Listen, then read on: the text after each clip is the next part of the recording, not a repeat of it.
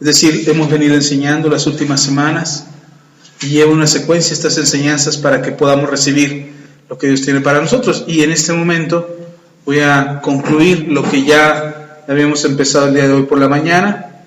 No se preocupe, ya estará en la noche el mensaje de la mañana para que escuche y lleve secuencia, pero un poquito retomando lo que hemos visto. Hemos hablado de crecer, de tener el carácter de Cristo, de hacernos más a su imagen y semejanza, y estas últimas semanas se ha hablado de los daños colaterales, y hablábamos de que el justo cae y se vuelve a levantar. Hablamos del por qué tropieza el ser humano, ya hablamos de eso, del orgullo, de la soberbia, que eso hace que después del orgullo y de la soberbia venga el tropiezo, venga la caída. Entonces a veces ser muy orgullosos, de hecho ser orgulloso, no muy, ser orgulloso, ese hecho ya de ser orgulloso ya produce un tropiezo, una caída. Ser soberbios ni se diga. Entonces hablamos de eso la primera semana, luego hablamos de los daños colaterales, que Dios le importa, la gente que está siendo afectada por el mal, la maldad está afectando a la humanidad y a Dios le importa, ¿no? Hay gente que piensa que a Dios no le importa, como si Dios hubiera ido de vacaciones y hubiera dejado a la humanidad envuelta en un mundo de maldad y que Dios no estuviera haciendo nada. De hecho, sí, Dios está actuando y tiene cuidado de aquellos que son dañados por la maldad de otros. Y parte de eso, les decía en las semanas anteriores, que Dios toque el corazón de gente, de personas, de seres humanos, para que se interesen en aquellos que están siendo dañados, no solamente a través de fundaciones y asociaciones, incluso de iglesias que tienden la mano para ayudar a aquellos que están en necesidad, sino a veces nosotros mismos como cristianos somos esas personas que pueden ser el vínculo o la conexión para que Dios obre en sus vidas. Cuando tú oras por ellos, cuando tú los escuchas, cuando les das consejería, cuando atiendes su necesidad, cuando los invitas a la iglesia, estás siendo ese punto de contacto en el que Dios ha puesto interés en aquellos que están siendo dañados por la maldad de este mundo. Y somos nosotros ese vínculo, y Dios nos va a usar a nosotros. Pero también hablábamos de eso, de los daños colaterales, hablábamos de no ser piedra de tropiezo. Hablábamos cuando dice el Señor, ay de aquel que es piedra de tropiezo, mejor le fuese atarse una piedra de molino al cuello y echarlo al mar. Y les explicábamos, creo que fue hace 8 días, les explicábamos que ¿por qué Dios diría que es mejor ejecutar a una persona que hace lo malo, que hace tropezar a un pequeñito, a que sufra las consecuencias de lo malo que hizo? Y es que es tan grave lo que le acontecerá que mejor le hubiese sido morir en el momento de haber hecho lo malo. Porque lo que va a vivir es tan grave, porque acuérdense que hablamos de que lo que sembramos cosechamos, hablamos de que hay consecuencias de nuestros actos, y entonces sería mejor a esa persona morir que vivir las consecuencias de lo malo que hizo. Y uno puede decir, ay, Dios es muy malo. Entonces no, Dios es justo. Pero también Dios quiere que no haya esas consecuencias. Dios quiere que pare ya esa maldad, que se detenga la maldad, que se detenga el círculo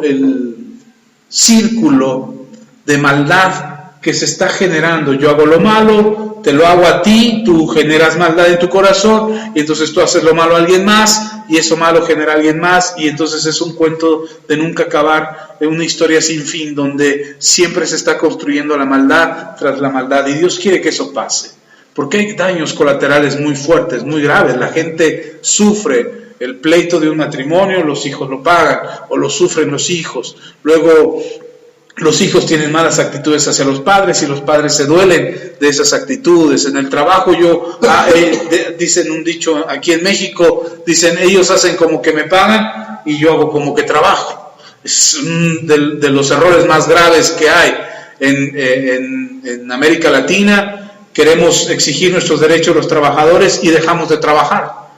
En Asia es todo lo contrario. En Asia quieren exigir sus derechos a los trabajadores y hacen una sobreproducción. O sea, trabajan de más, trabajan el doble, hacen más productos, y entonces las empresas dicen, espérate, me está saturando el mercado, y eso podría provocar una pérdida en la empresa, no porque no se trabajó, sino porque se trabajó de más, hay una sobreproducción. Y entonces tenemos una forma de pensar muy rara, donde creemos que no hay daños en nuestras actitudes. De eso hablábamos. Lo que hacemos tiene consecuencias, todo lo que hacemos. Decisiones buenas, consecuencias buenas. Decisiones malas, consecuencias malas. Y dice el apóstol Pablo, no os engañéis, Dios no puede ser burlado, todo lo que el hombre sembrare, eso también cosechará. Y entonces queremos evitar ya cosechas malas, queremos evitar daños colaterales, queremos evitar ser los malos de la película y estar causando males y dolores a todos aquellos que nos rodean.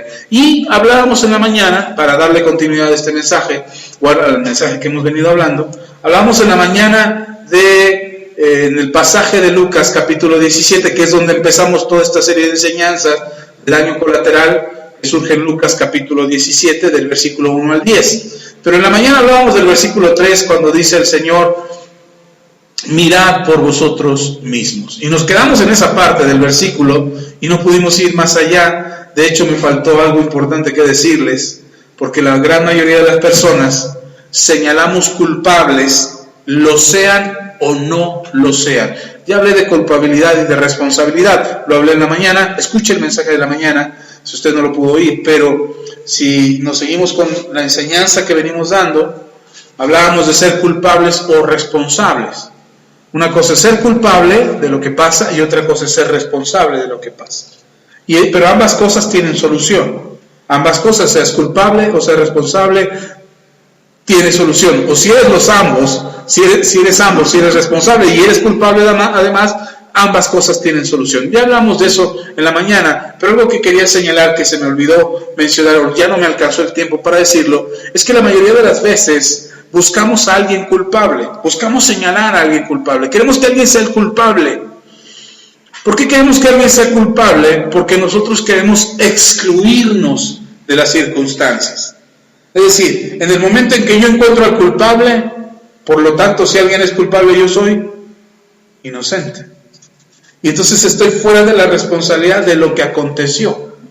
Y entonces la gran mayoría de las veces lo que estamos buscando en medio de una circunstancia o en medio de un problema es señalar al responsable, señalar al culpable. Porque nosotros queremos estar fuera de esa circunstancia, no queremos vernos como parte del problema, sino incluso en la gran mayoría de las veces nos hacemos víctimas del problema. Nos hacemos víctimas de aquel que es culpable. Aunque yo diría, estas no son estadísticas de alguna escuela o de algún lugar, esta es mi opinión personal, yo diría que en el 99% de las veces, de todas las personas que están involucradas en una circunstancia, tienen o responsabilidad o culpabilidad también. Porque a veces somos culpables por omisión, es decir, sabemos hacer lo bueno y no lo hacemos. La Biblia dice que el que sabe hacer lo bueno y no lo hace, le es pecado. Y ya le citaba la frase del Martin Luther King Jr. cuando dijo, no me preocupa la maldad de los malos, sino me preocupa la indiferencia de los buenos. Entonces, porque sabiendo hacer lo bueno no lo hacemos, también nos hace culpables. Por eso decía que el 99% de las veces estamos en medio de una circunstancia y aunque encontremos algún culpable o algún responsable de esa situación, nosotros también tenemos que ver. Leía una anécdota de una mamá que fue con su pastor y le dijo al pastor, pastor, tengo un serio problema. Y le dijo, ¿por qué? ¿Cuál es su problema, hermana? Dígame cuál es el problema. Y la hermana le dice al pastor, pastor, es que ayer golpeé a mi hijo hasta que me cansé. Y le dice el pastor, ¿pero por qué, hermana? ¿Por qué hizo eso? Dice, es que me hizo enojar tanto lo que hizo mi hijo, que lo castigué, pero me enojé tanto que lo lastimé. Y entonces le dice el pastor, pues, ¿qué hizo su hijo? Yo recién había ahorrado durante mucho tiempo para comprarme un pantalón que me gustaba mucho. No tenía mucho dinero, así es que ahorré durante varios meses hasta que completé lo del pantalón y fui y me lo compré. Un pantalón de mezclilla, muy caro, de color azul, y me lo compré. Y entonces, de repente, mi hijo me ayuda a lavar la ropa y yo le dije que me lavara la ropa, pero que no lavara mi pantalón, que ese lo iba a lavar yo. Y entonces mi hijo fue, lavó la ropa y cuando yo fui a lavar mi pantalón, me di cuenta que a mi pantalón le había caído cloro y se había despintado. Tenía una manchota de cloro y se había puesto rosa. Entonces se había pintado y el único que había lavado antes había sido mi hijo. Así es que me enojé tanto con él que lo golpeé hasta que me cansé. Ahora mi hijo me odia y no sé cómo resolverlo. Y le dice el pastor, ¿y cómo es posible que su hijo haya manchado el pantalón si su hijo no lo iba a lavar? Dice, es que entre toda la ropa sucia iba mi pantalón. Y entonces la señora hace un silencio muy profundo y se queda pensando. Y dice, oh, creo que no. Creo que mi pantalón estaba con la demás ropa. Mi hijo no tuvo nada que ver. Y el pastor se le queda viendo a la señora y dice, ¿y ahora qué va a hacer? Dice, nada, pues ya le pegué, ahora pues ya ni modo. Y le dice el pastor, ¿cómo es posible que diga usted ya ni modo si antes quería que hasta su hijo pagara con la vida por lo que había hecho? ¿Por qué ahora que usted es la culpable no se quiere hacer responsable de lo que hizo y por lo menos sanar el corazón de su hijo por lo que usted hizo? Y dice la hermana, le dice al pastor, dice, porque ya encontré al culpable. No puede haber dos culpables. Y eso es lo que me hace pensar que la mayoría de las veces cuando nosotros exigimos un culpable y queremos saber y decimos ¿quién fue?, lo que queremos es sentirnos inocentes, no culpables. No es que realmente queramos encontrar al culpable para resolver el problema, para ayudar a la persona que lo corrija, para cambiar las actitudes y los comportamientos. En realidad queremos un culpable para nosotros salir inocentes. Eso es lo que buscamos. Y el Señor nos enseña, en el pasaje que leíamos en la mañana, mira por ti mismo. No mires por los demás, no mires por lo que hicieron los demás, porque al final de cuentas, si alguien es culpable, y lo veíamos en la mañana, si alguien es el culpable, bendito sea Dios que tenemos el perdón del Señor. Por supuesto que habrá consecuencias, por supuesto que habrá resultados, que habrá efecto, daño por lo que se hizo, pero eso no significa que la persona tiene que vivir culpable toda su vida para que sea culpable toda su vida y entonces mientras aquel es culpable, yo soy inocente. Incluso en algunas ocasiones no solamente inocente, sino hasta víctima de aquel que es culpable. ¿Sí está conmigo? Bueno, el apóstol Pablo, leíamos el pasaje en Romanos, donde el apóstol Pablo también nos hace énfasis en ese sentido. Solamente estoy recordando lo que vimos en la mañana.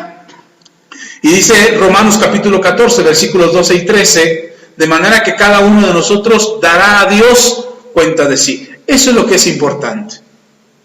No importa cuántos culpables encuentres, aunque tú señales al mundo como culpable y te presentes delante de Dios y le digas a Dios, Dios, todos son culpables, yo soy inocente.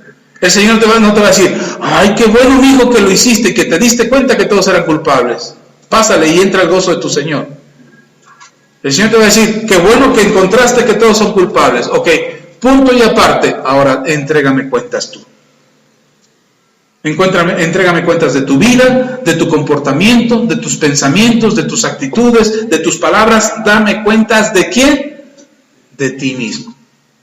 Por eso dice Pablo que cada uno de nosotros daremos cuenta de nosotros mismos. No vamos a dar cuenta de los demás. El Señor no está esperando que nosotros seamos los jueces acusadores, los fiscales de distrito, donde estemos señalando delante de Él hizo esto, Él hizo aquello, aquel se portó así, aquel se portó acá. No, el Señor no está buscando eso. El Señor está buscando que nos hagamos responsables de nuestros propios actos y que reconozcamos qué es lo que hicimos mal.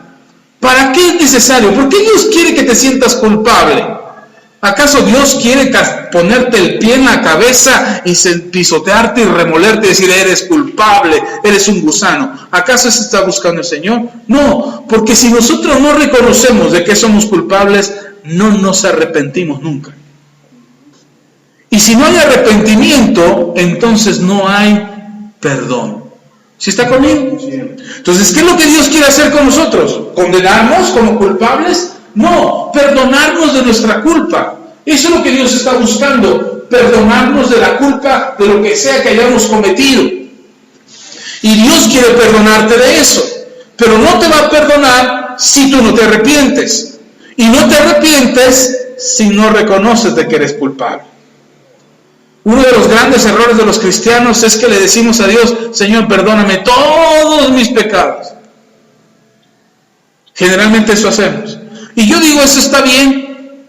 Bueno, digo, de cierta manera está bien para alguien que viene por primera vez a la iglesia, que lo vas a llevar a una oración de fe, a su primer encuentro con Dios. Está bien. A alguien que nunca ha escuchado del Señor, de repente que pueda abrir su corazón y decirte todos estos son mis pecados, es muy difícil. Entonces puedes hacer una oración muy general, llevándole a un arrepentimiento muy general, que es muy válido y sirve para aquel que viene por primera vez al Señor. Pero alguien que ya conoce del Señor, que le siga diciendo a Dios todavía, perdóname todos mis pecados, es no reconocer tu culpa. Y entonces no te estás arrepintiendo realmente. En cambio, si le llamas por su nombre, y a cada pecado que cometes le llamas por su nombre, y le dices, Señor, perdóname por este pecado de enojo, por este pecado de ira, por este pecado de lujuria, por este pecado de pornografía que vi en la computadora, perdóname por estar de chismoso criticando a los demás, perdóname por estar juzgando a las personas, porque soy un hermano que anda asesinando gente a través del juicio que emite. Si somos específicos, estás reconociendo tu culpa. Y al reconocer tu culpa, te arrepientes, y al arrepentirte, recibes perdón. Por eso es importante que nosotros reconozcamos qué es lo que hicimos mal, porque vamos a dar cuenta de cada uno de nosotros. Es decir, yo voy a dar cuentas de mí por las culpas, por las cosas, por los pecados, por mi vida, por lo que yo hice. ¿Sí está conmigo? Ok. Partiendo de ahí, entonces, que eso es lo que veíamos en la mañana, entremos a continuar entonces con esta tercera y última parte de daños colaterales, que estamos en la serie con el carácter de Cristo, pero este mensaje es daños colaterales. Esta es la tercera y última parte, ¿sí? Es la cuarta parte, yo te le digo, aquí lo tengo marcado. Esta es la tercera parte, sí, de daños colaterales. No, cuarta parte, perdón, porque la tercera la dimos en la mañana. Ok, como quiera que sea, es una de las que continúa. Y continuando, ahí mismo en Lucas, volviendo a Lucas capítulo 13, solamente nos habíamos quedado en mirar por vosotros mismos. Ahora continuemos, Lucas capítulo 17, versículo 3 y 4. Dice, mirad por vosotros mismos. Si tu hermano pecare contra ti, repréndele, y si se arrepintiere, perdónale. ¿Si qué dice? Si se arrepintiere. ¿Ya vio la importancia de arrepentirse? Si no hay arrepentimiento, no hay perdón. Tiene que haber arrepentimiento para que haya perdón. Dice, si tu hermano se arrepintiere, perdónale. Versículo 4. Y si 7 veces al día pecara contra ti, y 7 veces al día volviera a ti diciendo, me arrepiento, las 7 veces al día tienes que perdonarle. ¿Cuántas veces al día? 7. Por eso Pedro viene con el Señor Jesús y le dice, Señor, ¿cuántas veces debo de perdonar a mi hermano? 7 veces. Y el Señor dice, ay, Pedrito. Porque tal pareciera que Pedro había aprendido la lección, ¿no? Aquí el Señor Jesús da la lección, enseña cuántas veces tienes que perdonar al hermano. 7 veces. Y entonces Pedro dice, ¿verdad, Señor, que tú dijiste? Casi dice, ¿verdad, Señor, que tú nos enseñaste que hasta 7 veces deberíamos de perdonar? Y el Señor le dice, ay, Pedrito, creí que habías entendido la lección. Creí que habías aprendido que no son 7 veces, Pedro, sino 70 veces 7.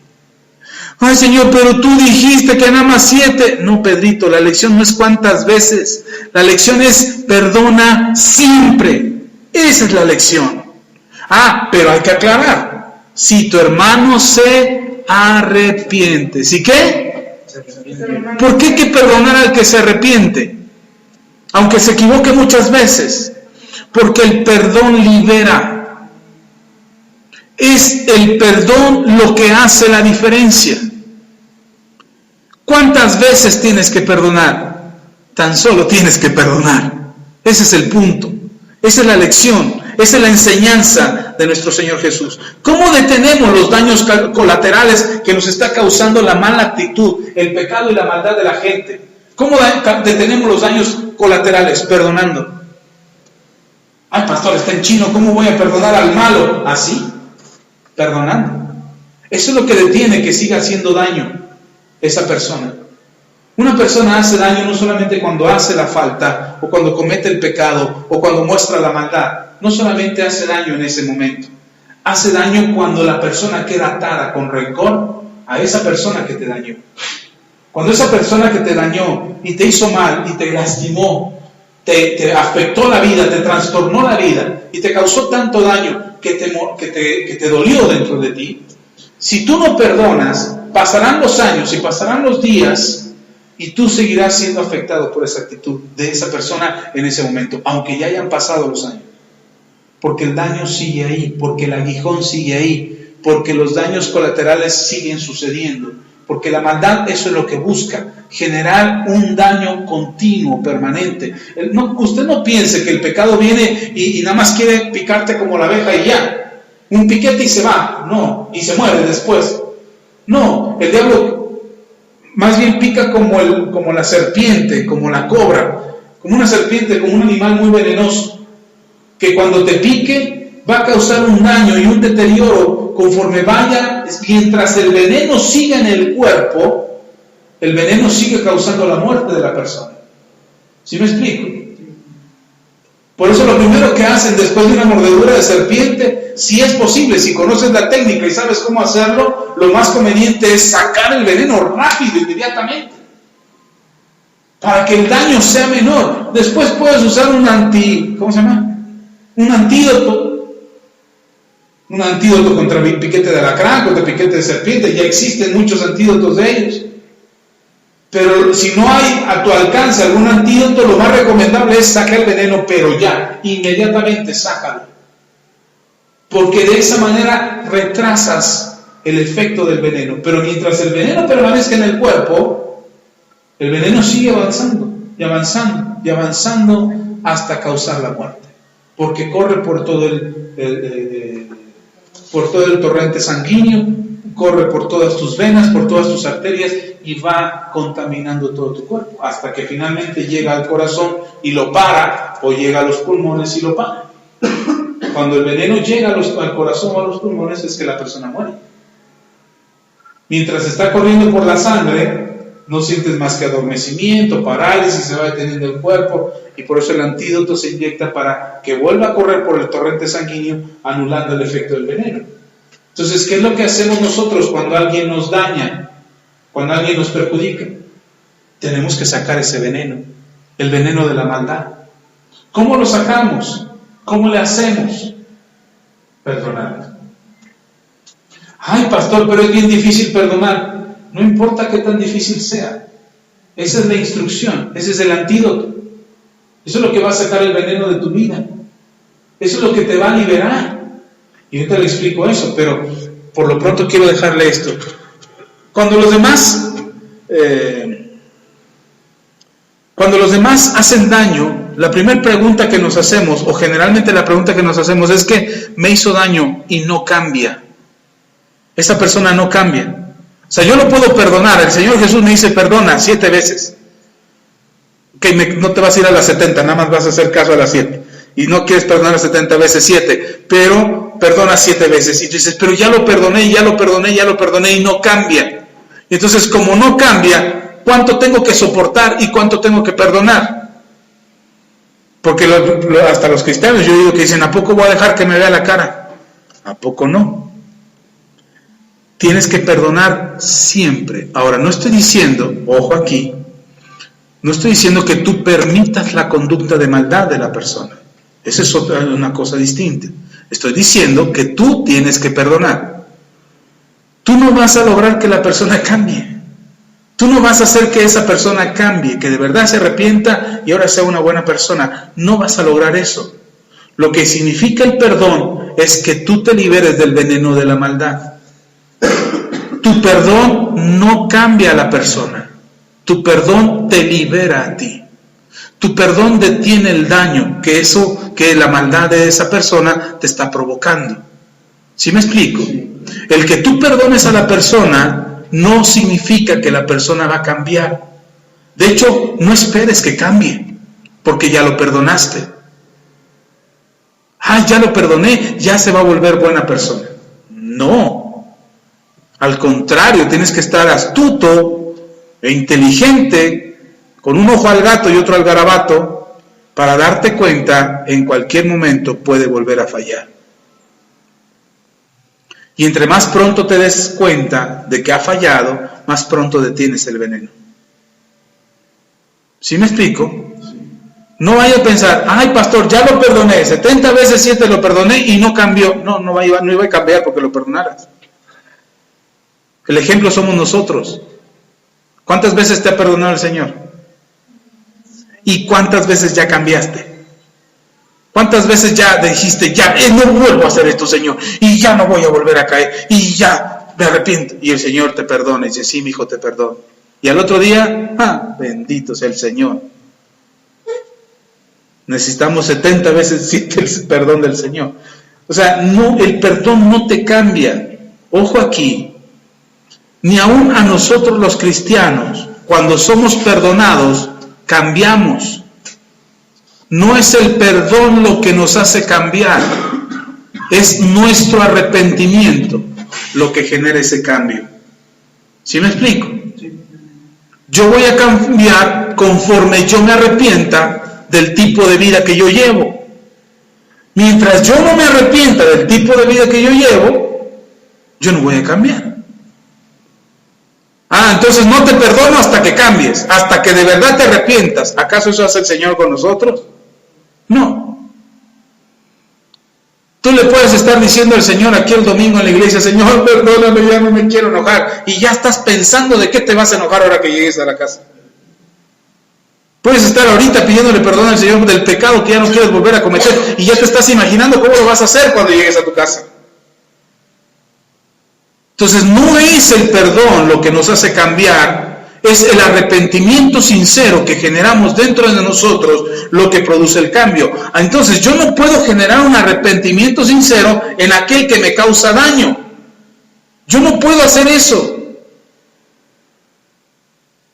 Por eso es necesario que nos hagamos responsables. Ya le explicaba en la mañana qué es ser responsable y qué es ser culpable.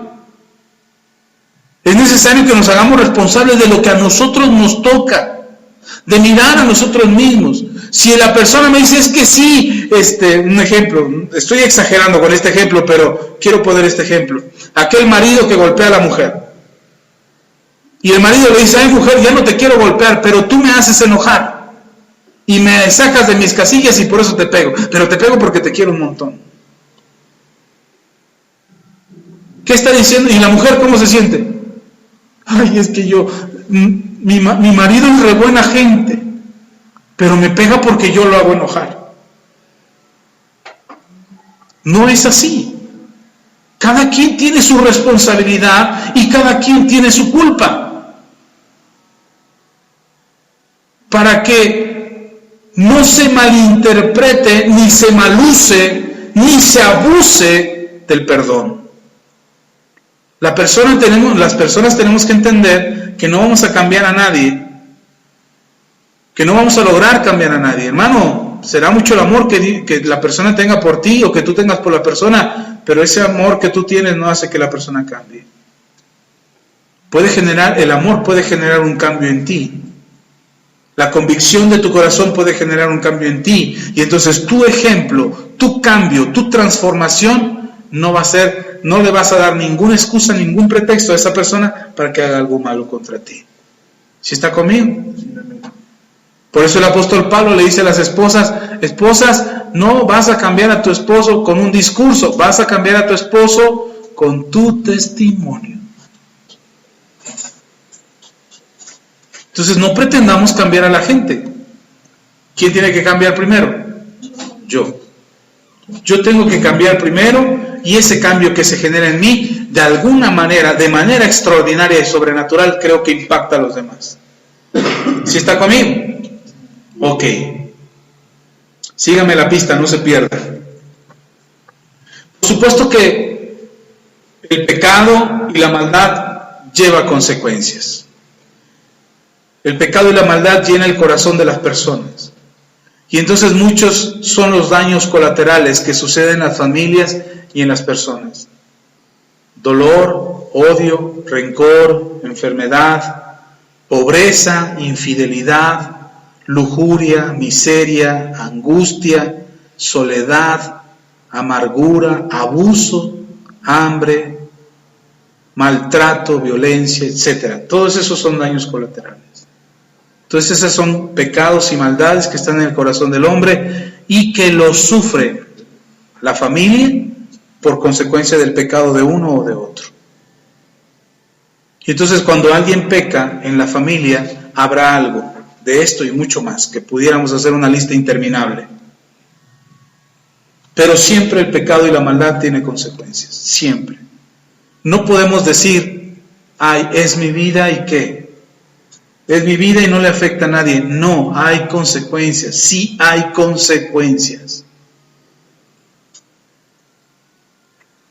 Hay una anécdota en el libro de Josué, que de repente entra el pueblo de Israel a conquistar Jericó, y Dios es muy claro en la instrucción, y les dice al pueblo, no tomen nada, absolutamente nada de Jericó.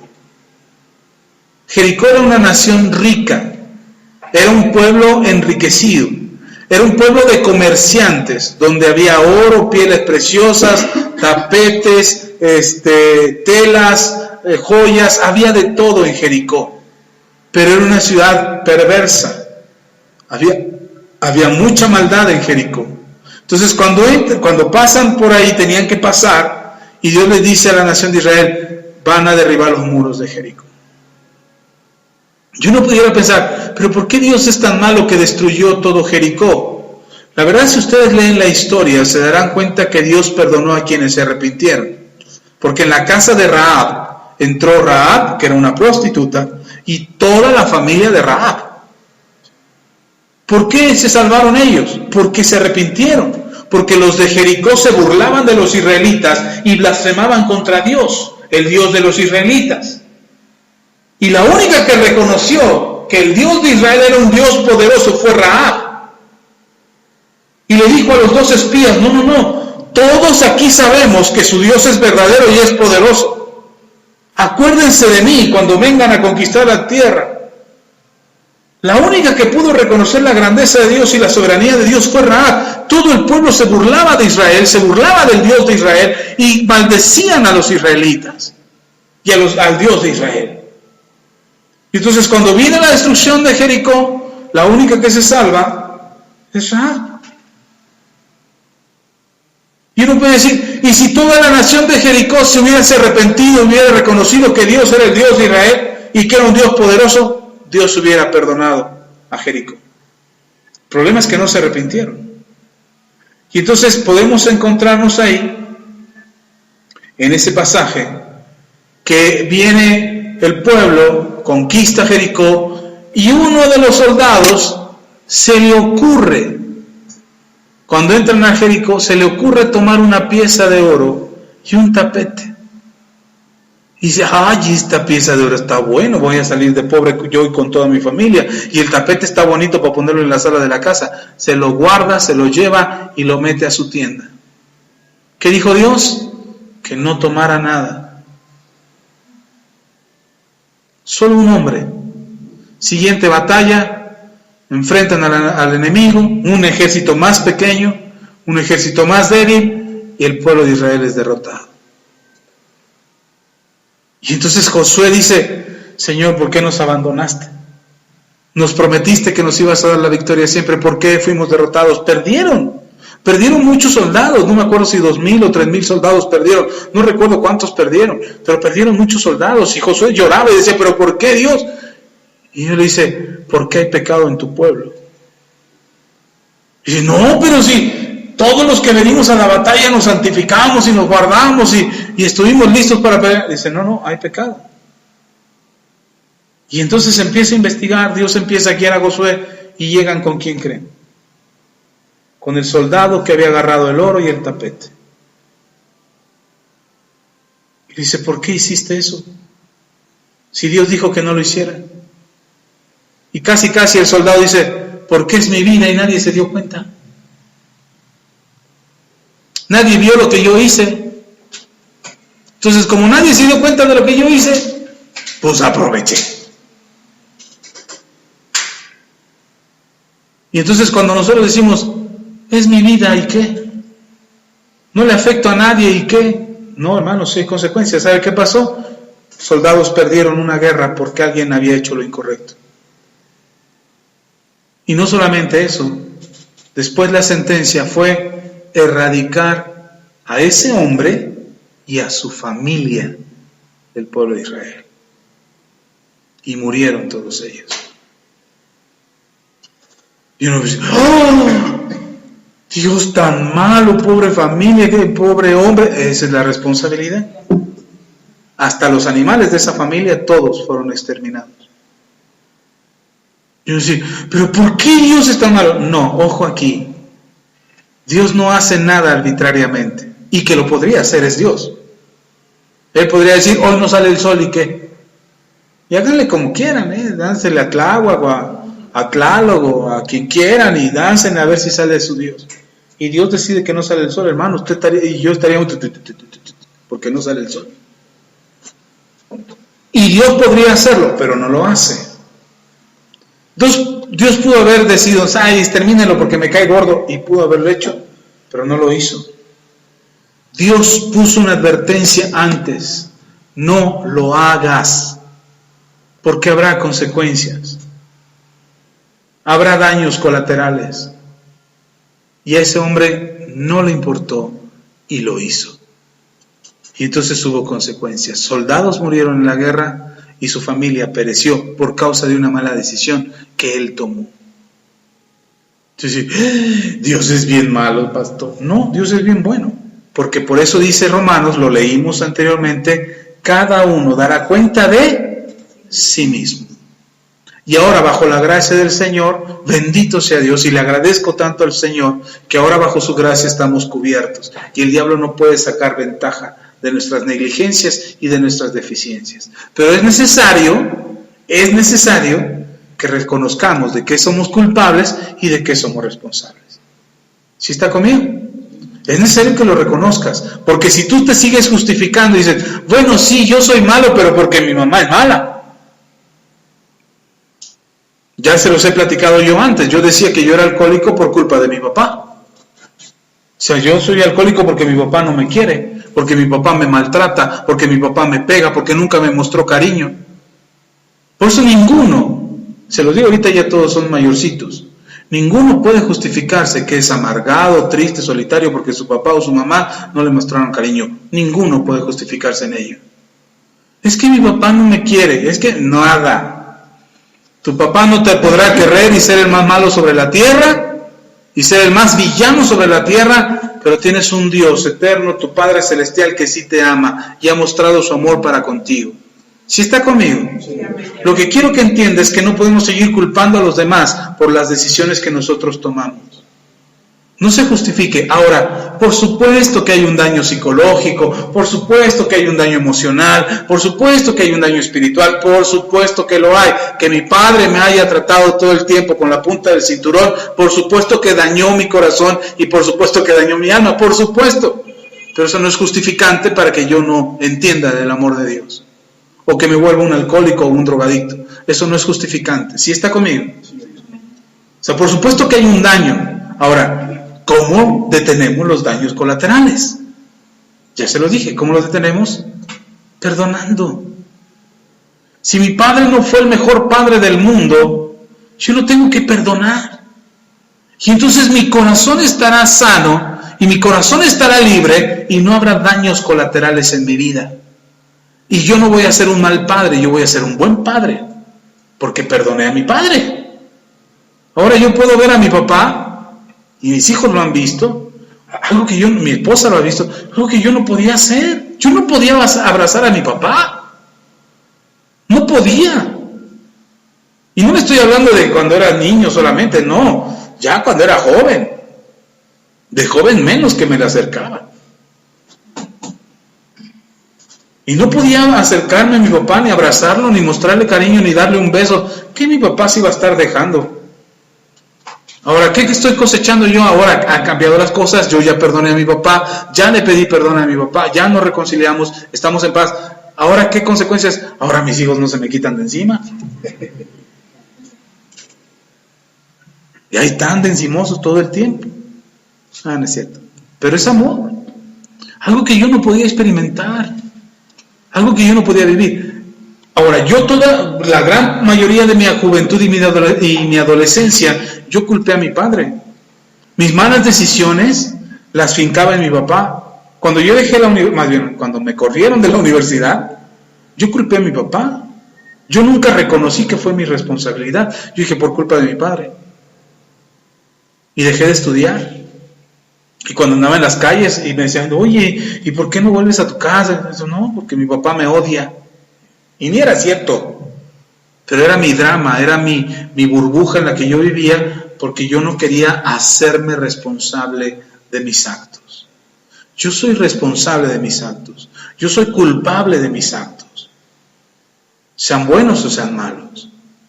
Y las consecuencias de lo que yo haga son porque yo lo hice. ¿Sí está conmigo? Ahora, ¿puedo cambiar eso? Por supuesto que sí. Eso es lo maravilloso de venir al Señor. Eso es lo maravilloso de conocer a Dios.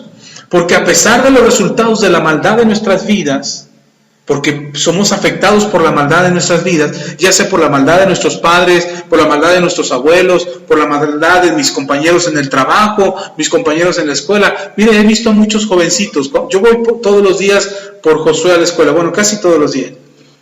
Voy casi todos los días por Josué a la escuela. Y yo veo, antes de que mi hijo llegue al carro, veo a los muchachitos de la preparatoria. Es una preparatoria. Y los veo salir. Y los veo cómo se juntan y cómo se hablan y cómo se tratan entre ellos. Y la verdad es lamentable. Es lamentable que haya jovencitos que todavía ni conocen la maldad, ni se les nota en la cara de inocencia, de que no conocen la maldad, pero que se están juntando con gente que ya conoce la maldad. Y entonces le dicen, ten, fuma, ten, toma, ten, mira, pateemos el carro. Mira, hagamos esto y hagamos lo otro. Y entonces aquel que es inocente está siendo afectado por la maldad. No digo que eso justifica la maldad de nosotros. Otra vez, somos responsables de nuestros propios actos. Somos los culpables de nuestros propios actos. ¿Sí está conmigo? Ok, pero la maldad sí nos afecta.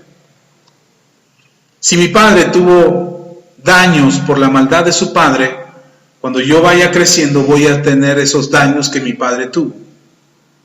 Hasta que alguien lo pare. Hasta que alguien en mis generaciones lo detenga.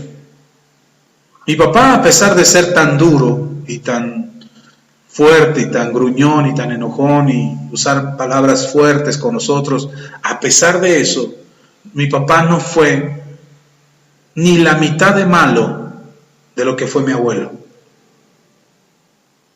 Mi abuelo en verdad era malo, con mi padre, con mis tíos y con todos ellos.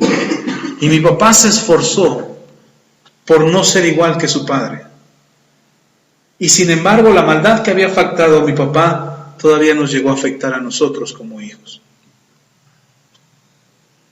Y bendito sea Dios, yo espero que Dios me haya permitido parar la maldad que había en nosotros para que no pasara a mi siguiente generación. Pero es responsabilidad de mis hijos detener la maldad que todavía pudo haber llegado a sus vidas, de alguna u otra manera, para que no llegue a sus hijos. ¿Sí me explico? Tú tienes que parar la maldad. Pudiste haber crecido en el barrio más malo, tuviste a lo mejor los padres más malos, pudiste haber tenido los compañeros de escuela más villanos, te creaste en una correccional de menores y entonces aprendiste de los más malos del barrio. O sea, pudiste haber sido bombardeado por la maldad toda tu vida. Pero tú tienes la facultad de parar, de detener esa maldad para que no siga avanzando en tu siguiente generación. ¿Sí está conmigo? Deje de justificarse. Deje de justificarse. No es que soy malo porque mi papá son malo. No vaya a decir como alguien me dijo alguna vez, es que yo no muestro cariño porque a mí mi papá nunca me mostró cariño. No sea absurdo o absurda. no es justificante. ¿Sí? Si nunca te mostraron cariño, ¿eso a ti qué? Cambia las cosas, cambia la historia.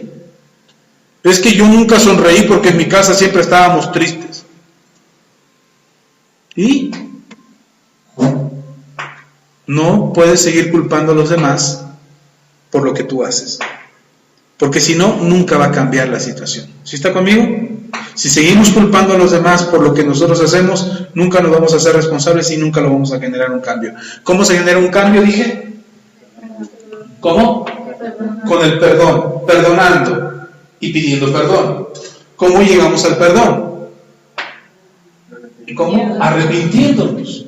Solo hasta que nos arrepentimos de verdad, de corazón, es que se genera el cambio. Si no hay arrepentimiento, no hay cambio. Puedes pedir perdón y mejor te perdonan, pero no, por eso dije que el perdón no genera el cambio. Lo que genera el cambio es el arrepentimiento. Pero el perdón detiene el avance de los daños colaterales. Cuando tú perdonas, ya ese veneno, esa maldad ya no sigue avanzando. ¿Sí está conmigo? Ok, ¿qué hago con el perdón? Detengo el avance del daño. En el momento en que yo perdono, detengo el avance del daño. Ya no vas a seguir envenenando mi vida. ¿Cuándo se va a generar el cambio? Hasta que haya arrepentimiento. Ahora, yo no voy a lograr que una persona se arrepienta. Yo no puedo hacer eso. Yo no puedo decirle, ándale, arrepiéntete, ándale para que cambiemos, ándale para que nos vaya bien. No puedo hacer eso. El único que genera esa convicción es el Espíritu Santo. Y por eso orábamos en la mañana para que el Espíritu Santo tocara nuestras vidas. ¿Amén? ¿Está conmigo? Ok, le sigo. ¿Qué hacemos entonces, pastor? ¿Estamos amolados? Porque hay maldad por todos lados. Hay maldad en la casa, hay maldad en el trabajo, hasta en la iglesia hay malos. La verdad es que la iglesia está llena de gente mala, que estamos buscando ser buenos. Somos gente que estamos equivocados, que de alguna manera nos equivocamos, que hicimos algo equivocado, que pecamos delante de Dios. No somos buenas personas las que estamos viniendo a la iglesia para vernos bonitos aquí sentaditos oyendo la palabra del Señor. Somos gente que hemos cometido errores, somos gente que hemos pecado, somos gente que nos hemos equivocado y que venimos a la iglesia a buscar la ayuda, la orientación, el consejo para que nos haga ser mejores personas. ¿Sí estamos? Entonces de repente a lo mejor te encuentras con alguien que ni te sonríe, que ni te saluda, alguien que está hablando a tus espaldas, alguien que miren, pasa algo curioso. Y esto póngale nota y que quede bien grabado para que no se nos olvide. Pasa algo curioso en la iglesia. Venimos a Cristo cuando estamos en necesidad, ¿cierto? Pero se nos olvida de dónde venimos. ¿De dónde venimos? Venimos de un mundo lleno de maldad, donde nos hicimos de enemigos, ¿o no? Sí.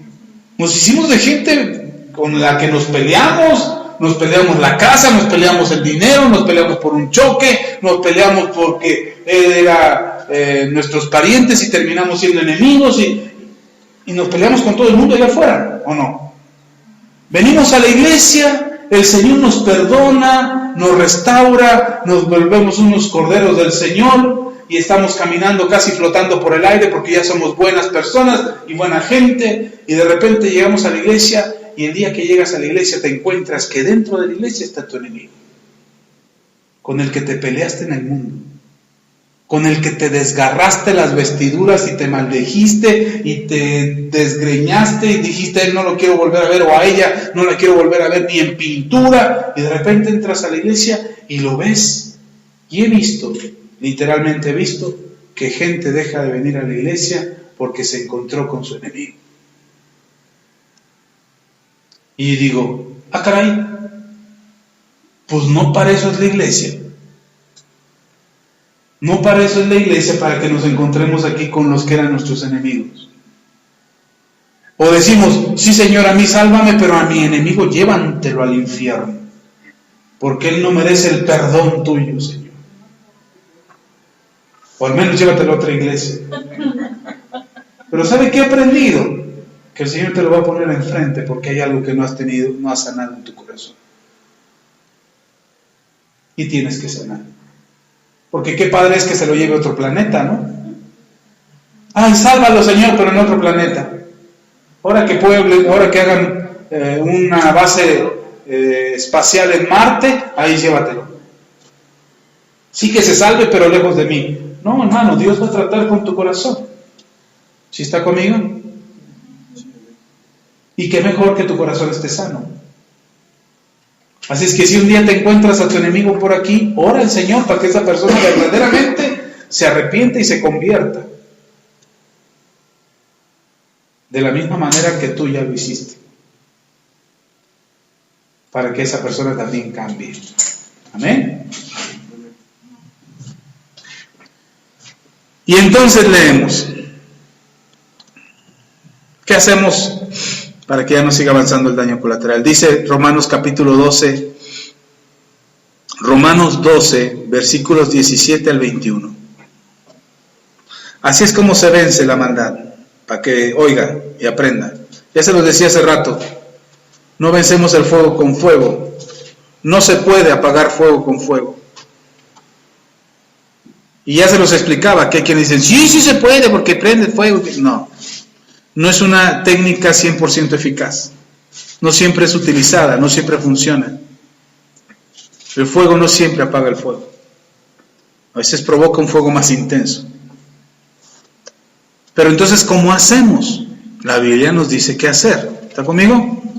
Romanos 12, versículos 17 al 21. Dice, así es como se apaga la maldad. Así es como se acaba con la maldad.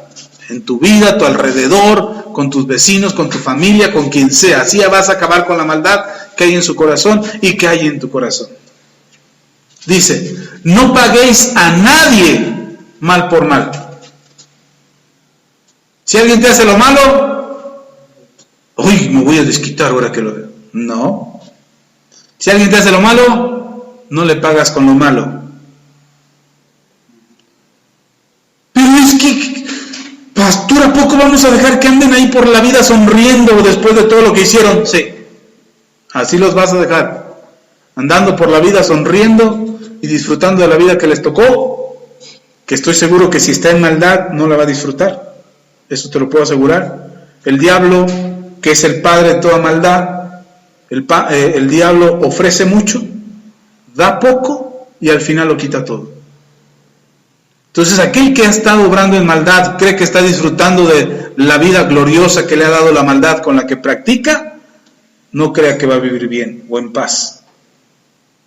Ay, pero me hizo lo malo y anda sonriendo. Pues será el sereno, pero dentro de esa persona hay mucho daño. Y no es porque nosotros deseemos que haya mal en él o que le vaya mal. Nosotros no tenemos que hacer eso. Lea conmigo. Otra vez. No paguéis a nadie mal por mal. Procurad lo bueno delante de todos los hombres. ¿Delante de quién? Delante de tus amigos, familiares y conocidos que te tratan muy bien. Delante de ellos, pues lo bueno. ¿Dice eso? ¿Delante de quién? De todos. ¿De quién? Ay, pero no hace lo malo. Tú haz lo bueno. Pero es que se porta bien mala onda. Tú haz lo bueno. Pero es que siempre me desprecian. Tú haz lo bueno.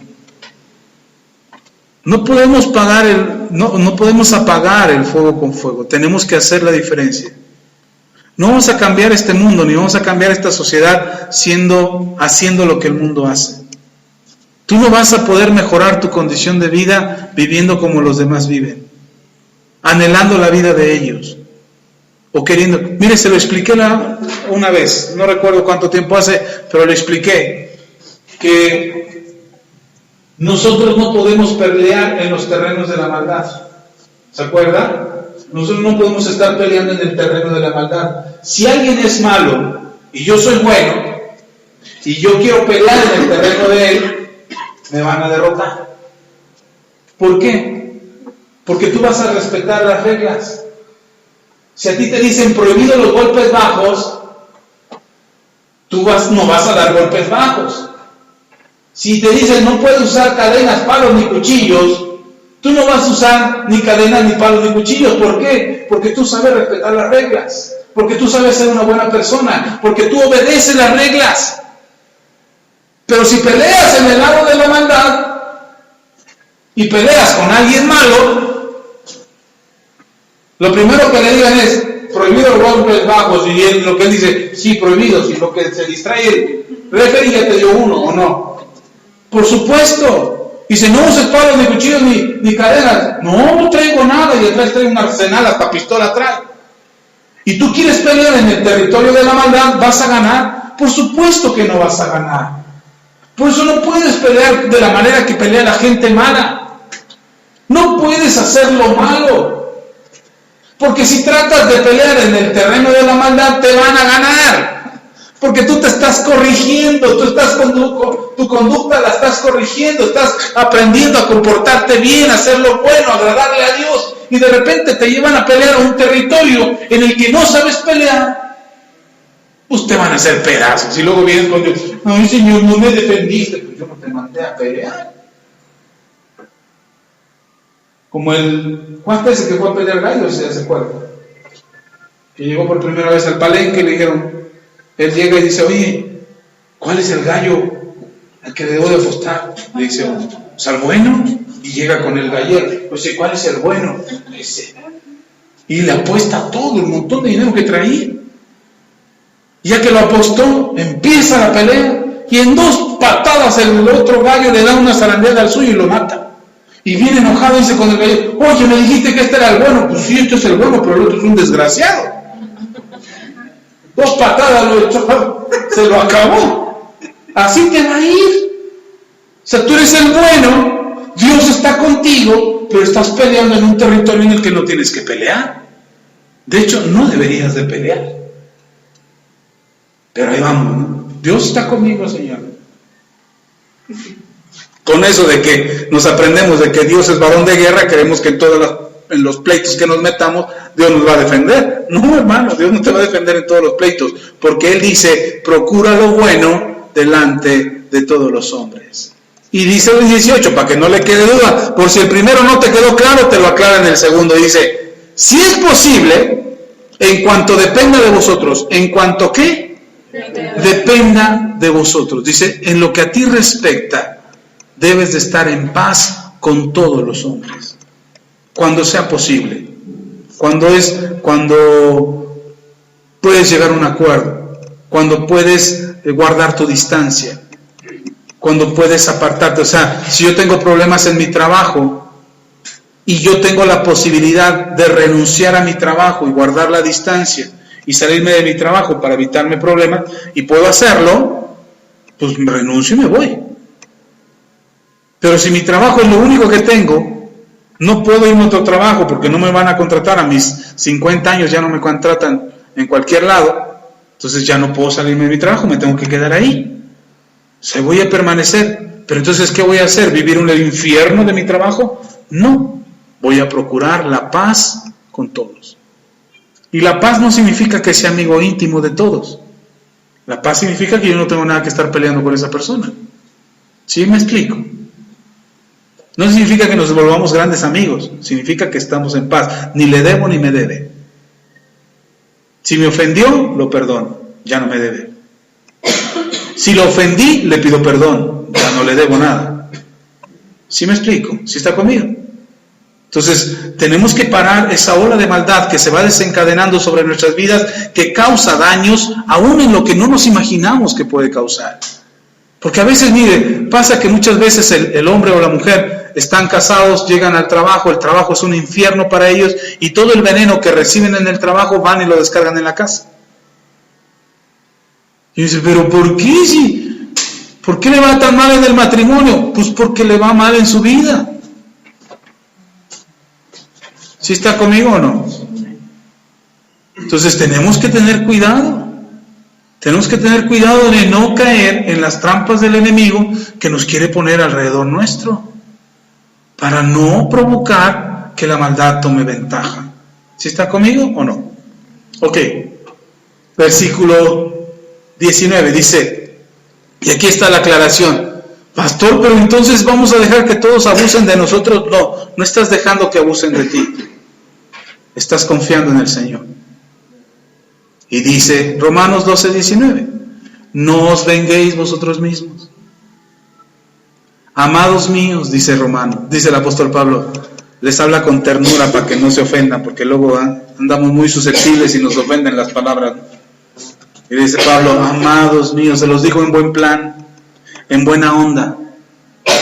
Entiéndanme lo que les estoy diciendo. Ustedes no tienen que andarse peleando con la gente. No se venguen ustedes mismos.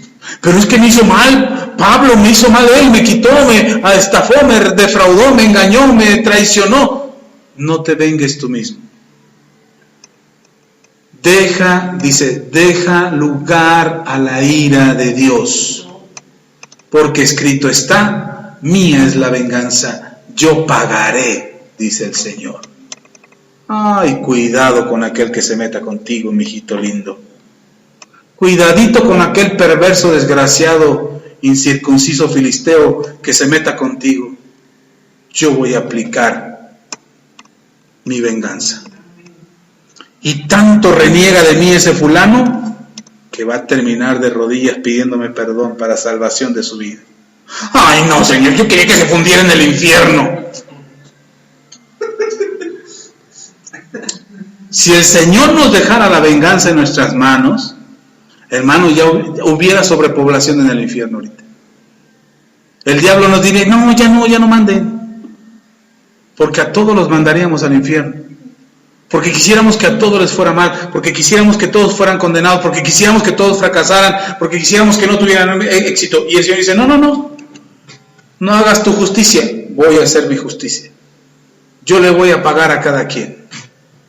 Y creo que el Señor nos dice eso, porque creo también que el Señor quiere perdonarlos a ellos. Y les va a dar la oportunidad de arrepentirse. No quiere decir que los va a obligar a venir a Él para que se arrepientan. Les va a dar la oportunidad, como lo ha hecho a lo largo de la historia en la Biblia. Usted lea la historia en la Biblia y todos aquellos que enfrentaron el juicio de Dios, todos tuvieron oportunidad de arrepentirse. Todos, hombres y naciones, todos tuvieron oportunidad. Dios no mandó el fuego a Sodoma y Gomorra sin antes la advertencia. Dios nos mandó el diluvio en el tiempo de Noé sin antes la advertencia.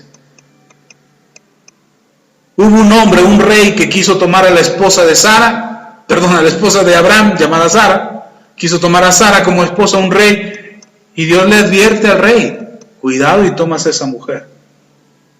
Cuidado y le haces algo a ese hombre, porque te las verás conmigo. Y en cuanto se despertó el rey, liberó a Abraham, liberó a Sara, y los bendijo, los llenó de riquezas. Dijo, váyanse. Así es Dios. Entonces, cuando nosotros buscamos nuestra propia justicia, quisiéramos que cayera fuego del cielo, como Juan y Jacobo, que después de que salen de un poblado y los corrieron a pedradas, literalmente dice la Biblia, que los corrieron a pedradas porque no creyeron lo que Jesús predicaba, y cuando salen del pueblo se voltean Juan y Jacobo, ven la ciudad y le dicen a Jesús, Señor, ¿quieres que oremos para que caiga fuego del cielo? Y dije, qué fe tan tremenda la de estos hombres. Casi se sentían Elías, mire, venían con la adrenalina tan hasta arriba, yo creo que hasta venían corriendo porque todavía las pedradas los perseguían, y traían la adrenalina hasta arriba, que se sienten con alta fe como para orar para que caiga fuego del cielo. ¿Quieres que oremos para que caiga fuego del cielo? Y el Señor les contesta, sí. A ver quién tiene más fe de ustedes dos. El Señor le dice, ay, no saben ustedes de qué espíritu son. No vine a que caiga fuego del cielo, vine a salvar. Pero hablaron mal de ti, nos apedrearon, mira, aquí traigo un chipote todavía delante. No, hemos venido a dar salvación, no juicio. ¿Y sabe cuál es lo más difícil de nosotros los cristianos? Que queremos juicio y no salvación. Y entonces la maldad que pudimos haber detenido se multiplica. Y nos desquitamos nosotros. Pero nos sentimos los ungidos. Y hasta creemos que Dios nos respalda cuando estamos actuando de esa manera.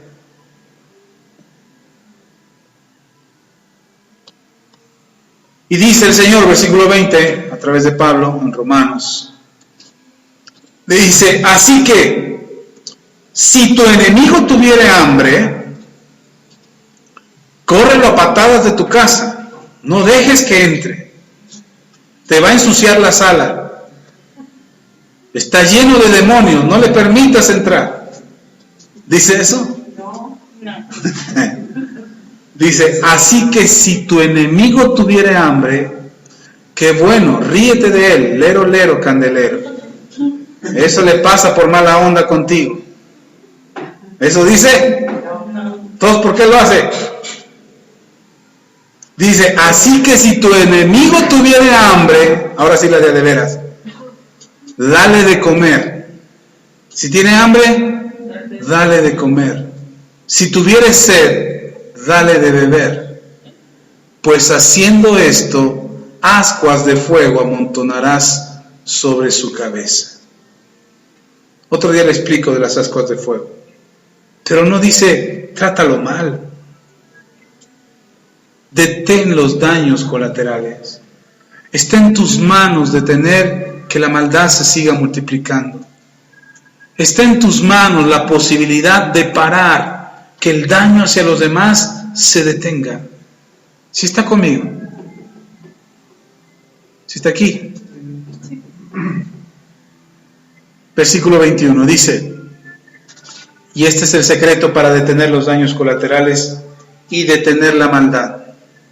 Subráyelo, márquelo, enmárquelo, escríbalo, grábeselo, tatúeselo en la cabeza.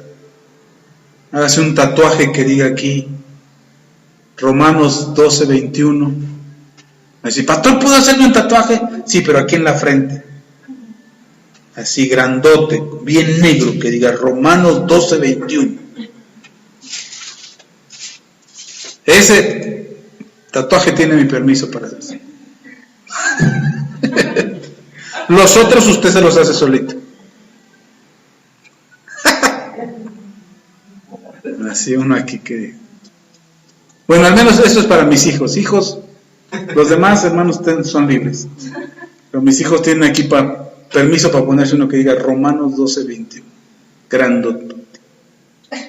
Y con letras chiquitas que le rodee el cuello que diga, no seas vencido de lo malo, sino vence con el bien el mal. Dice la pastora, no tiene permiso.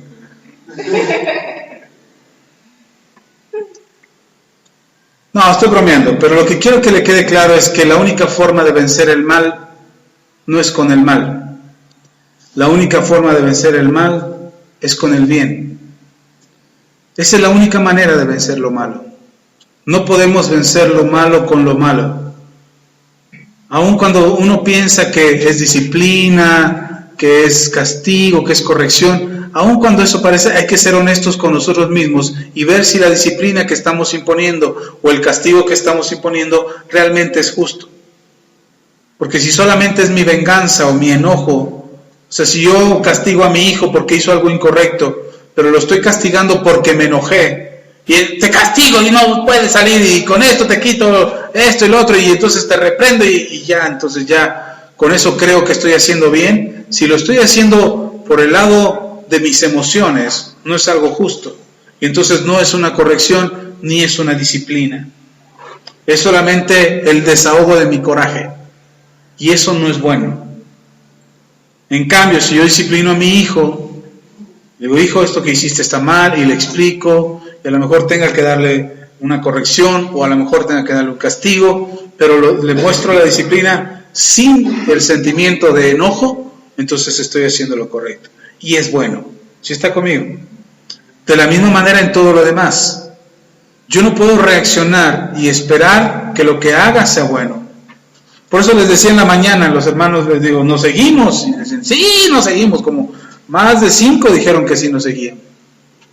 Dije, ahorita nos seguimos. Yo no me callo, yo sigo hablando y hablando y hablando. Pero dije, no, es la adrenalina, es la euforia, es la emoción. Así que dije, hermano, vaya.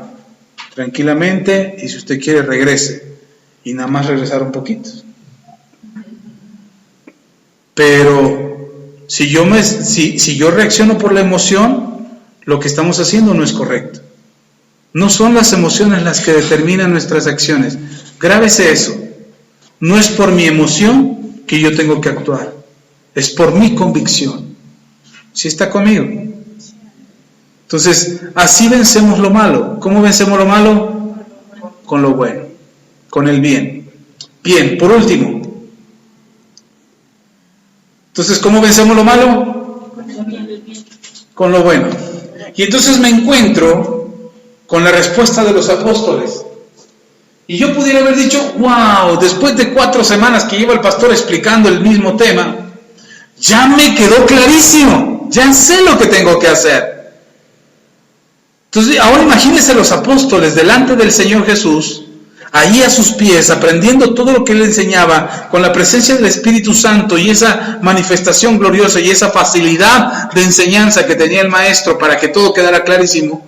Yo me imagino a los discípulos diciendo, no hombre, ya nos quedó claro. Clarísimo, clarísimo. Ya sabemos lo que tenemos que hacer. Dice el versículo 5 y 6, Lucas capítulo 17, versículos 5 y 6. Después de todo lo que dijo el Señor Jesús, versículo 5, dijeron los apóstoles al Señor, aumentanos la fe. ¿Qué dijeron los apóstoles? No vamos a poder perdonar 70 veces 7, Señor. No vamos a poder ayudar al malo. No vamos a poder actuar bien. Aumentanos la fe. Porque a final de cuentas, lo único que nos ayuda a vivir correctamente haciendo la voluntad del Señor es tu fe. Tú puedes decir que quieres obedecer a Dios, pero si no tienes fe, no lo obedeces. Tú puedes decir que quieres vivir correctamente, apartado del pecado, apartado de la maldad, perdonando a tus enemigos, haciendo lo bueno por tus enemigos. Podrías anhelar tener esa vida y querer hacerla, pero si no tienes fe, no vas a poder. Y uno puede decir, ¿y qué tiene que ver la fe en esto? Esta frase de los discípulos, yo la traduciría así. Aquí dice, aumentanos la fe. Ahí la versión Reina Valera dice, aumentanos la fe. Pero yo la traduciría así. Y entonces los discípulos dijeron al Señor, Señor, danos tanta fe como sea posible. Requerimos tanta fe como sea posible. Ocupamos tanta fe como sea posible. Es decir, en el momento en que tengamos que perdonar a nuestro enemigo, necesito fe. Necesito fe que al perdonarlo, mi corazón queda libre. Ya no me debe nada. No le voy a guardar rencor. Voy a dormir tranquilamente en las noches, sin estar preocupado de que mi enemigo venga contra mí. Voy a poder irme en paz y esperar que al otro día, cuando me lo encuentre en la calle, no busque la venganza, sino al contrario, hasta me salude. No que seamos enemigos, no que seamos grandes amigos, pero al menos ya no nos vamos a ver con odio, nos habremos perdonado. Requerimos fe, porque la fe no es otra cosa más que confiar en Dios. Y entonces, para poder detener los daños colaterales, para poder sacar la maldad de nuestras vidas, de nuestra familia, aun cuando el más malo de la familia sigue viviendo ahí en casa con nosotros, pero poder detener su maldad, la forma de hacerlo es que requerimos fe para que eso pase. Necesitamos perdonar para que el veneno se detenga. Necesitamos perdonar para que el veneno se detenga. Y necesitamos nosotros cambiar nuestras vidas, arrepentirnos para generar un cambio en nuestra vida, en nuestra familia, que haya un ambiente diferente. Yo no puedo decir a mi esposa, perdóname si sigo haciendo lo mismo. Y vaya que cuesta trabajo cambiar. Más en una relación de pareja o en una relación cercana como padres e hijos o esposos o en el trabajo donde te rozas todos los días con una persona que tiene un carácter que parece que está enchamucado más que el endemoniado gadareno, y dices, que este trae un montón de... Y puede que así sea. Puede que esa persona esté endemoniada, puede que solamente tenga un día malo, puede que en verdad tenga una vida desastrosa y se desquite contigo. Puede que así sea. Pero entonces nosotros tenemos que perdonar. Tenemos que perdonar para detener el veneno. Y si yo no puedo cambiar a las demás personas, el que tiene que cambiar soy yo. ¿Y cómo cambio yo? ¿Cómo voy a generar un cambio en mí? Ya lo dijimos, ¿qué es lo que genera el cambio? El arrepentimiento. Yo tengo que arrepentirme de lo que estoy haciendo mal. Tengo que pedir perdón cuando sea necesario pedir perdón. Pero la venganza no está en mis manos. Yo no tengo que buscar la venganza. Yo no tengo que buscar desquitarme. No puedo ser vencido de lo malo, sino que venzo con el bien el mal. Pastor, pero hay pecado en mi vida que no puedo sacar. Deja de pensar en ese pecado. Deja de alimentarlo. Contrarréstalo. No te aísles. No te apartes. Digas, bueno, ahorita vengo, voy a apartarme y te apartas para hacer lo malo. No, al contrario, busca el refugio de los tuyos. De los que buscan la fe. De los que buscan la comunión.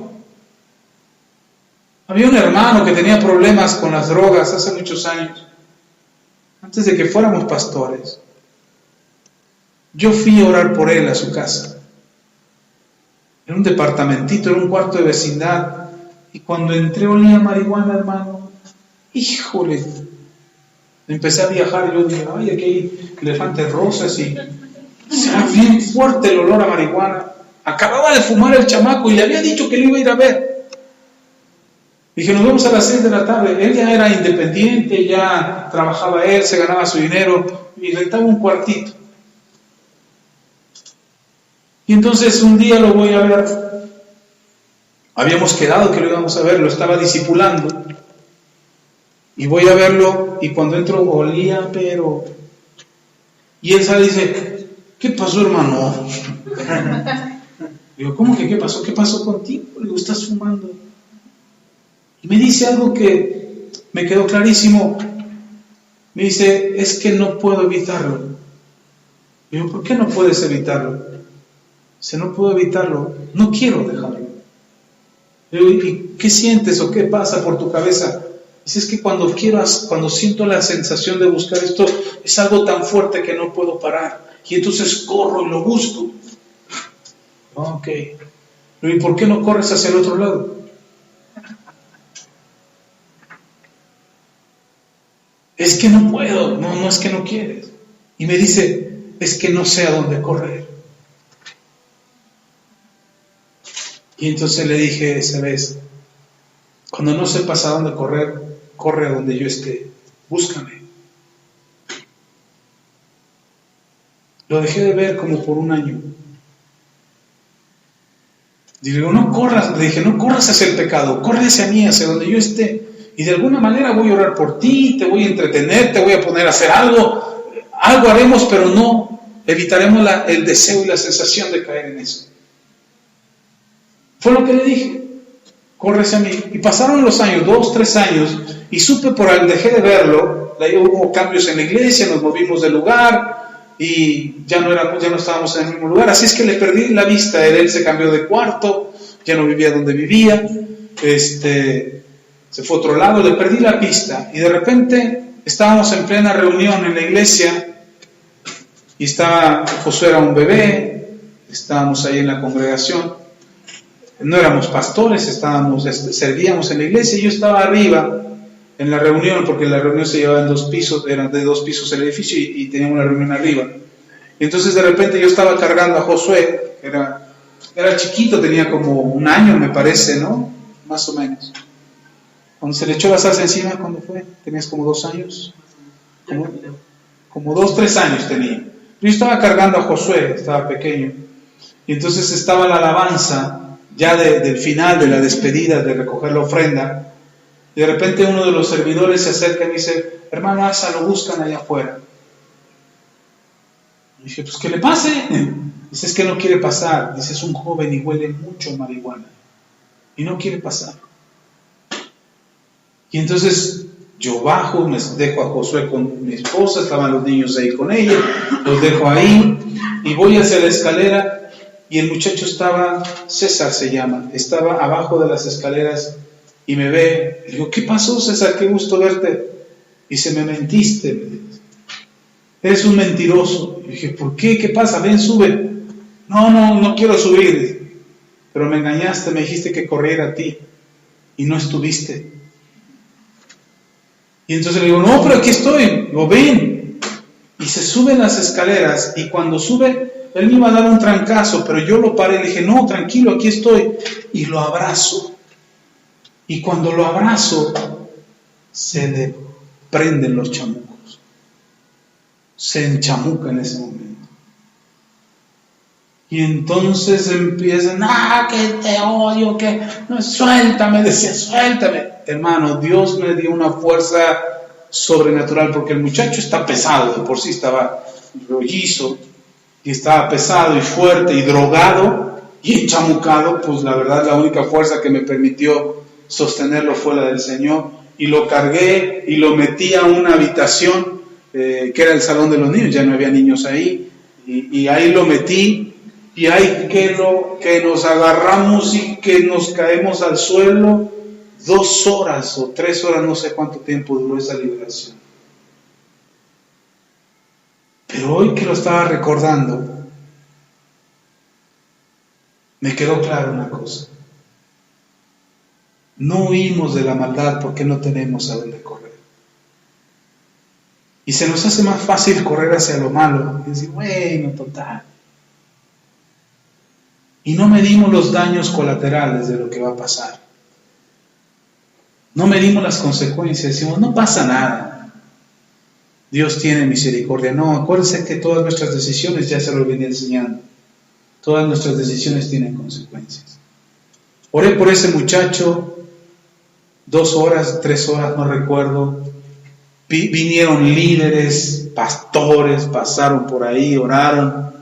Pero el único que quedaba ahí, yo tenía un peso en mi corazón, porque yo le había dicho, corre hacia mí. Y resulta que cuando él quiso correr no me encontró.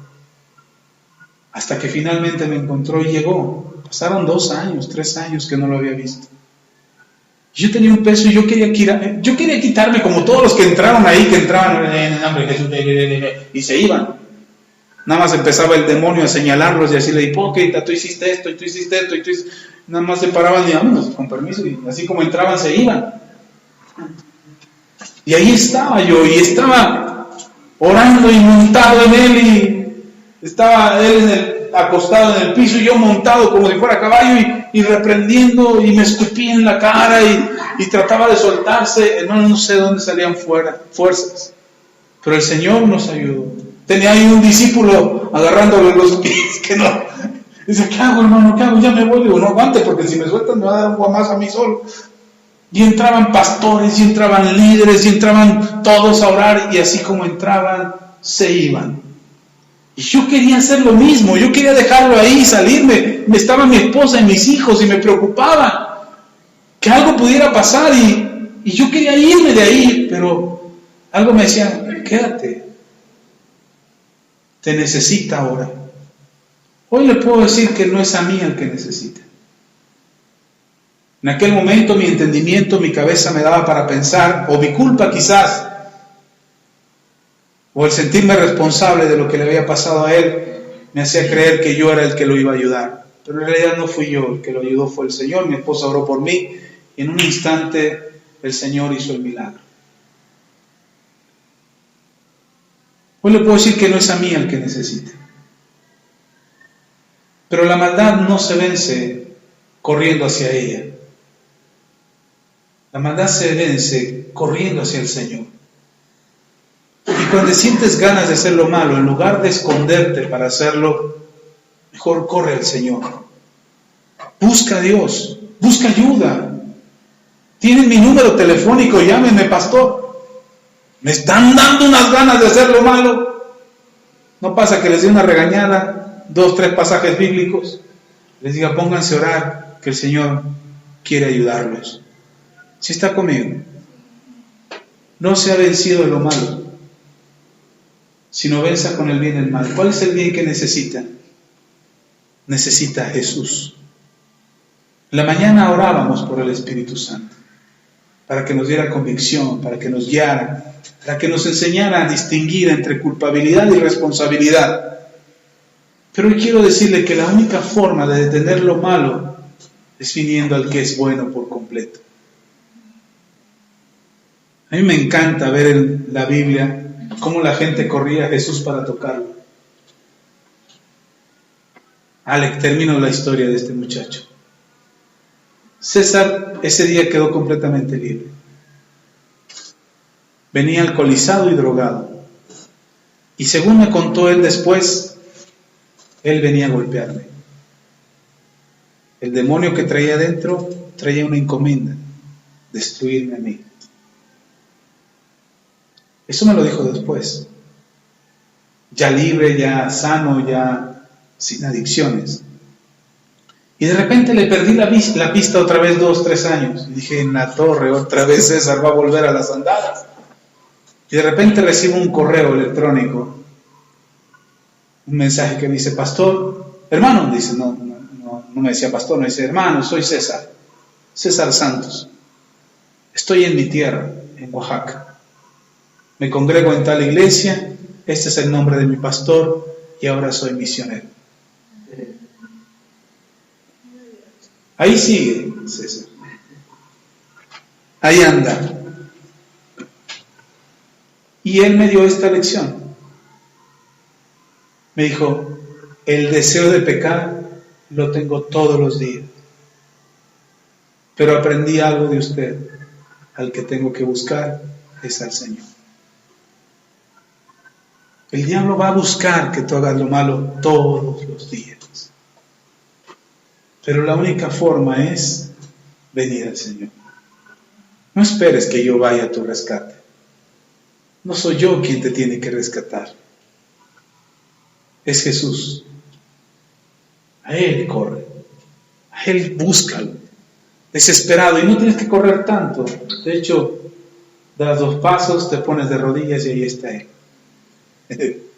No tienes que venir a la iglesia tan lejos. Es que está cerrada la iglesia, pastor, y como estuvo cerrada la iglesia, me agarré el lunes, martes, miércoles, jueves, viernes, sábado para pecar y el domingo aquí estoy. Para arrepentirme de todos los pecados que cometí, ¿no? Ahí, en cuanto sientas el deseo de pecar, cuanto sientas que la maldad viene a ti, corre al Señor, clama a Él y Él está dispuesto a escucharte. ¿Cuál es la certeza? ¿Cuál es la solución, perdón? La certeza en Dios. Los discípulos le dicen al Señor, aumentanos la fe. Insisto, yo diría, Señor, es tan grave la cosa que requerimos tanta fe como sea posible.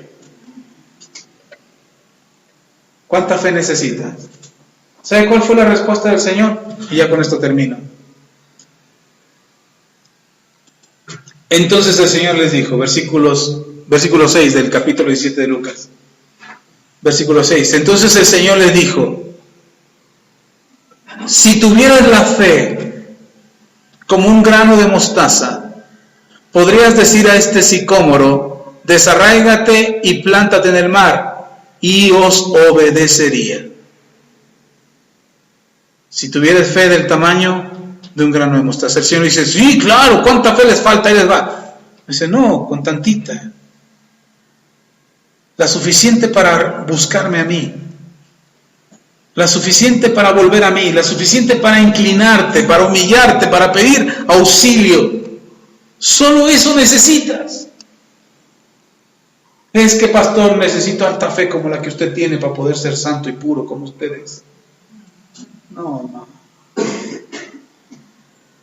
Solo necesitas un poquito para creer, para mostrar tu confianza en que Él está ahí para ti. Amén. Luego les cuento de la liberación porque es una tipo película. Pero hoy ya no nos cuesta tanto trabajo. Que el Señor es bueno. Y tienes que creerle a Él. Si tan solo confías en Dios, podrías mover un árbol. ¿Sabe qué? Yo le pregunté, ¿por qué un árbol, Señor? ¿Por qué en este pasaje es un árbol? En otro pasaje es una montaña. Pero ¿por qué en este pasaje habla de un árbol? Y dice como si lo tuviera aquí a un lado. Este sicómoro, ustedes podrían moverlo. Y yo le preguntaba, ¿por qué un árbol? ¿Sabe qué representa el árbol? La vida. Un árbol representa vida. Y yo le decía, Señor, pero ¿qué representa ese árbol para nosotros? Y el Señor decía, necesitas un poco de fe para cambiar la vida. Solo necesitas un poco de fe para cambiar tu vida. No necesitas mucha fe para cambiar tu vida, solo un poco. Y te garantizo que tu vida puede cambiar. Amén. Ahora no esperes que Dios baje del cielo y te dé de latigazos para que tu vida cambie. ¿A quién le dijo que podía mover el árbol? No dijo, ora a mí, yo voy a bajar del cielo y voy a mover el árbol. ¿Dijo eso? No. Dijo, ustedes van a mover el árbol. Ustedes van a cambiar su vida. Ustedes pueden cambiar su vida. Vamos a orar. Padre, te damos toda la gloria, la honra y la alabanza. Agradecemos tu palabra. Y aunque esto parece una misión imposible, cambiar nuestra vida, detener los daños colaterales, detener a la maldad que nos rodea y actuar conforme a tu justicia, yo creo, Señor, que lo único que requerimos es un poco de fe. La fe que obra milagros, la fe que realmente mueve montañas, donde mi responsabilidad, mi conducta, mi culpabilidad, los daños colaterales, todo lo que yo haya causado, puedo detenerlo, Señor, porque tú pones el poder de hacerlo en mi vida.